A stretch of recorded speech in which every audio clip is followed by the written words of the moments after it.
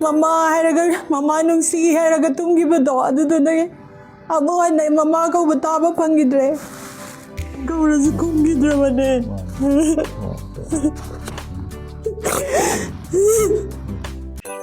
Meitei community ki Meiteising buffer zone sing Faoduna Churachandpur district Changhandaba Haina Warep Loukhre Indigenous Tribal Leaders Forum ITALF ki ngasipam kiba mifam na laukiba resolution suba berada kuki jo sigitang taba political solution ama productive phawba buffer zone sing phawna chattaba amasung Meitei community ki Meiteising na buffer zone sing Faoduna Churachandpur district Changhandaba Haina Warep Loukhre Haina ITALF ke chairman Letpu Hawkip amasung forum asigi secretary Dr. Thang Solen Sinate Anina Kuya Kingpi dan Tadrupa Zerol Amanang Kangalakli Zerol Asina Makatara Dunahai Forum Asigi Mars the Lokiba resolution Amagimatong Ina Zahi Asigi Me Ohumda Churachandpur district headquarter the Laiba War of Remembrance the separation de Gitarum Pantuk Tuna Kuki Jomiam Gidamak Tawain upon topic Rabasing Mafunda Kai Kapnaba Utpa Amasung Lai Sukat Bagitorum Sing Pantokani Hairi Thorum Asidamiam Amasung Kuki Jo community Singi while we searching Nasarugia Binaf Supauzel Piragli Zerol Asina Makatana Hairibana Lamdam Asida Tangdulai Tabak Pibam Purknaba Amadi Pam the Batodok Sing Toktanaba Gidamak Marilay Naba Kudim Naba Perton Yang Nasaka Dabani Haukiba Mars Ohumda ITALF ki pangthokiba mifam na laukiba warep ki matung inasu Zahi asigi me Ohumda Churachandpur gi Wall of Remembrance the separate de palan thoram pangthokani loinana laikhidraba sing adugi mafam da ikai kumnaba utkani palan thoram asi pangthokpaga mari lainana citizen sing marup mapang sing amasung well wishers sing na unity laina punna punbagi phirep amada liminanaba appeal tawri Thoram Asigidamakta, Mipung Kudimong Pirakpa contribution sing pikna natraga chawbagi fibafam thamdana ikai kumnagani Hairiba Thoram Asimapung Phana Pangthokna Bagidamakta ITALF ki women wing na fundraising ge Thoram Mapung Phana Pangthokani Hairatna Thoram Asimapung Phana Bagidamakta Mipung Kudimong na Sogotpiu Haina Zerol Asina Aroibada Palagli Ipuro ibada defense lairabasu isanga pinabakana amata leiramdre Mama haina nungsina kau katung kibai chasing ngasidi Mama kau butakidre haina apokpi mama OINAM BINITA na phongdokre Ipuro ibada defense laiduna leibak asigi ngaglabasu isanga pinabakana amata leiramdre bigli bai chasing aduna Mama haina nungsina kau katung kiba adu ngasidi Mama kau butakidre Icha KAINARABI mama ingon chakle ba chakasi kana amatar chaktabo oirasan haina dronglaubi thodokki victim oirabi hojik Imphal gi Rajmedi city da laikinaribi OINAM umbi BINITA ngasi pawmisinga unaba amada phongdokre mahakna makata na haikibada thodok aduda kukila lobasing aduna Nongmei kapsidana mahaki pikriba macha ani batok pikre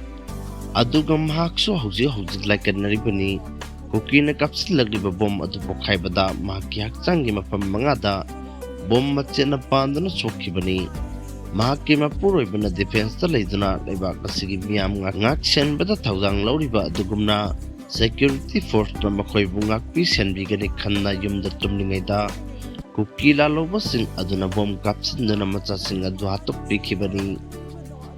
security ngak seliba mafam asida asigumba misi mina kya thoklabadi Makoi lebagi wantok laite Central Forcing aduna makoi bungak pisian bina balaitre kangam nabadi Mama aina ahing hawgatura ichasing adu bungak selam gadabani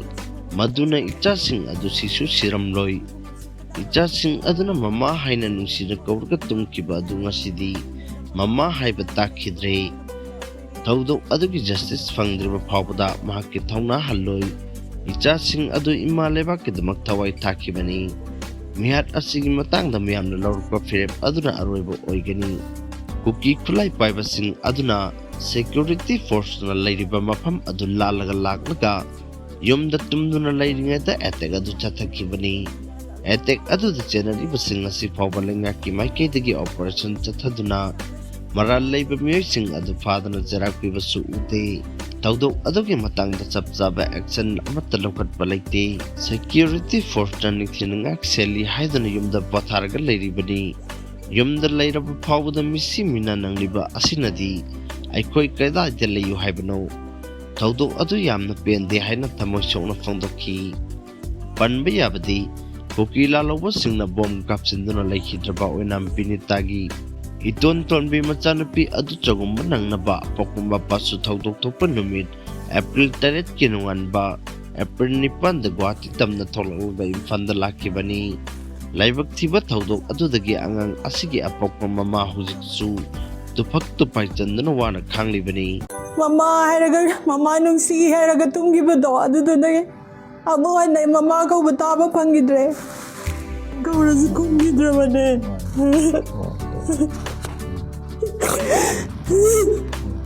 Nasi mama ama oina ina chak leba mai sakse atopa kana amata da lebak se da leiba ima lebak se da leiba kana amata da chak ta boy sun ko ai gi puroi bana defense la leiraga lebak ngak pu chat khringai da ai khoi bu su ngak pi ga ni ma khoi gum ba kaya gum na ngak pi ga ni khalaga imung du da tumma ga leiru bane ngak pi na ba kana amata leiram dre har ba de cha jing do aina ahing da hogal ga ngak the la ga leijar ga da bane mang su mang moi cha gi punsi ma khoi gum ba kaya na ngak pi ri har ga ai I cha bu ko la ga phamung du tum bane ahing nong yai du da ma khoi na attack tawraga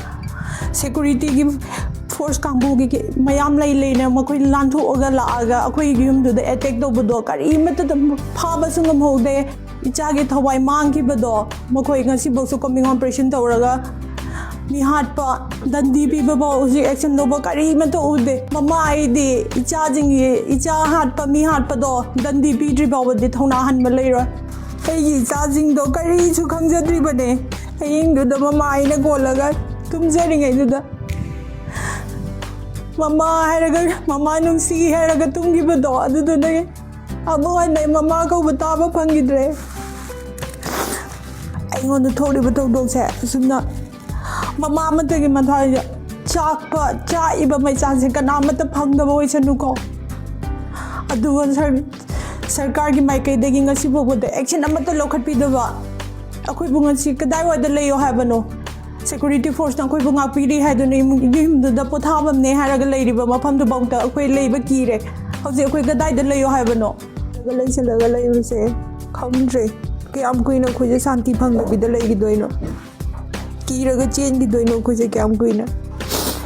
isa gi yum da bauta leiba ngamaktre de koi hauji gadai da leyo hai bano thabak phana wana surasu ama tawrasu yum hainari bane yum jidalaga pothama mojege haraga pothana bagida uta laine sida bukta isada safety oidrede koi kadai da leru so haibanu gaurasu kumgidrabane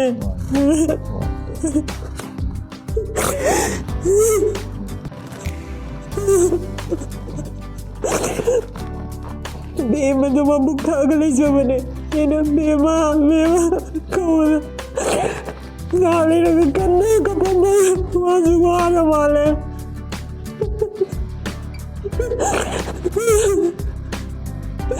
Mama ayo na sira ko mo bali le zero wadi mo kada wane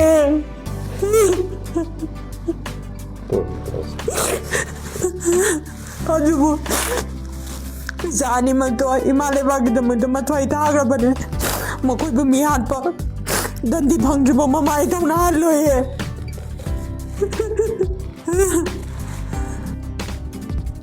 Census matam khare thokuna thamlaga NRC na thaina bwana ba yaroi haina emsuna thadaruk pazerol amana phongdoragli emsuna thabum ama chupna chatharakpa niputruk suba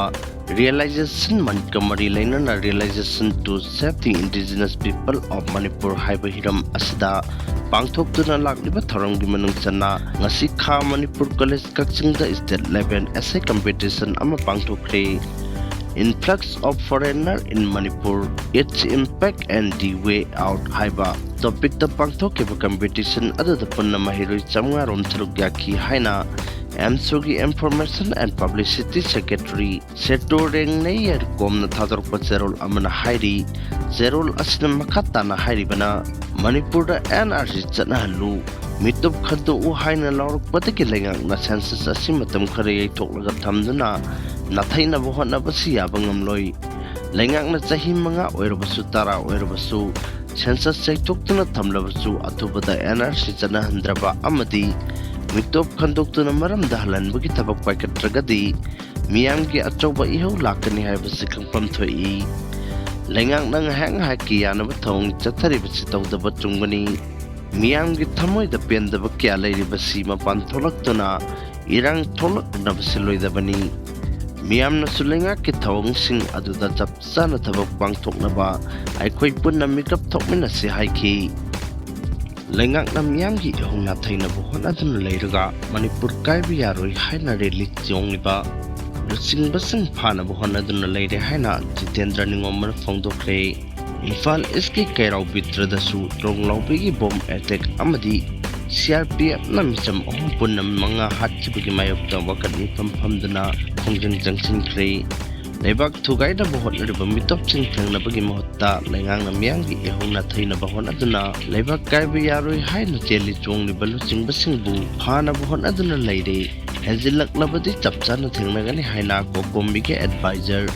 Jitendra ꯅꯤꯡꯉꯣꯝꯕꯅ ꯆꯦꯛꯁꯤꯟ ꯋꯥꯔꯣꯜ ꯊꯝꯂꯛꯂꯤ꯫ ꯀꯩꯔꯥꯎ ꯕꯤꯇ꯭ꯔꯒꯤ club 5 ꯑꯃꯗꯤ ꯑꯄꯨꯟꯕ ꯃꯩꯔꯥ ꯄꯥꯏꯕꯤ